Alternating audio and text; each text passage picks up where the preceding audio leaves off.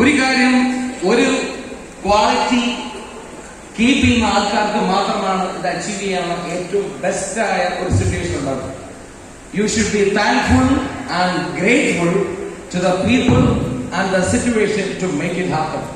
മലയാളത്തിൽ പറയുകയാണെങ്കിൽ, നിങ്ങൾ ഇവിടെ കണ്ട ഈ സ്വപ്നങ്ങൾ നിങ്ങളുടെ ലൈഫിൽ സംഭവിക്കണമെങ്കിൽ നിങ്ങൾക്ക് ലൈഫിനോടും ഇന്നത്തെ ഈ ഇവന്റിനോടും നിങ്ങളെ വിളിച്ച വ്യക്തിയോടും മൈ ലേസേ ഡ്രോപ്പിനോടും മനസ്സിൽ തട്ടി സ്നേഹവും ബഹുമാനവും നന്ദിയും തോന്നണം. ഒരു നല്ല കാര്യത്തോടെ നമുക്ക് തുടങ്ങാം.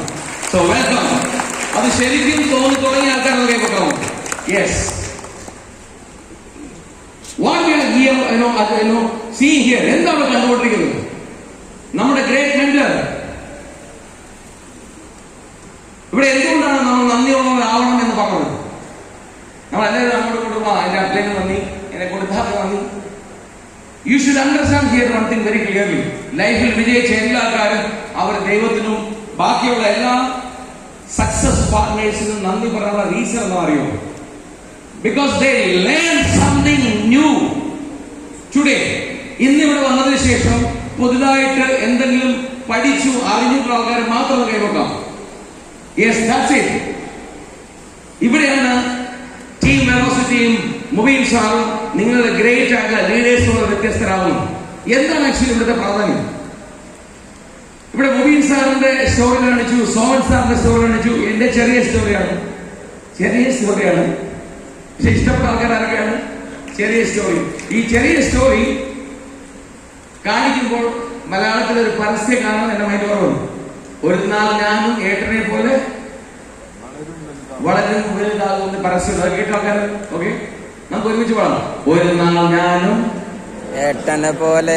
എന്തായാലും മോഹൻലാൽ അപ്പൊ പറയുവാണെങ്കിൽ മര്യാദ മുബീൻ സാർ അവിടെ ഇത്ര വിഷമിച്ച് ദുബൈയിൽ നിന്ന് പറഞ്ഞു കൊടുക്കാറ്. ഒരു നാൾ ഞാനും ഏട്ടനെ പോലെ വളരും വലുതാവും.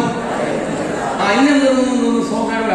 ഒരു നാൾ ഞാനും ഏട്ടനെ പോലെ വളരും വലുതാവും. വൺസ് അഗൈൻ, ഒരു നാൾ ഞാനും ഏട്ടനെ പോലെ വളരും വലുതാവും. കഴിച്ചു പാടും. ഒരു നാൾ ഞാനും ഏട്ടനെ പോലെ വളരും വലുതാകും. ഒരു നാൾ ഞാനും ഏട്ടനെ പോലെ വളരും വലുതാകും. നോക്കൂ, ഇതെന്താ കഴിഞ്ഞിട്ട് എനിക്ക് പൈസ കിട്ടും. ഇവിടുന്ന് ഇറങ്ങി പോകുമ്പോൾ നിങ്ങളുടെ ടേക്ക് ഹോം മെസ്സേജ് ആണ്. ഇവിടെ ബിരിയാണി തിന്നാനല്ല നിങ്ങൾ വിളിച്ചത്. ഇവിടെ സമൂസയുടെ ടേസ്റ്റ് പറയാൻ ഉള്ളിയുടെ അങ്ങോട്ട് പറയാം. ഇവിടെ വിളിച്ചത് നിങ്ങളൊരു സാധാരണക്കാരനാവാം, വിദ്യാഭ്യാസമുള്ള വ്യക്തിയാവാം, ഇല്ലാത്ത വ്യക്തിയാവാം, ഏത് ഏജുള്ള വ്യക്തിയാവാം. ഇവിടുന്ന് തിരിച്ചു പോകുന്ന സമയത്ത് നിങ്ങളുടെ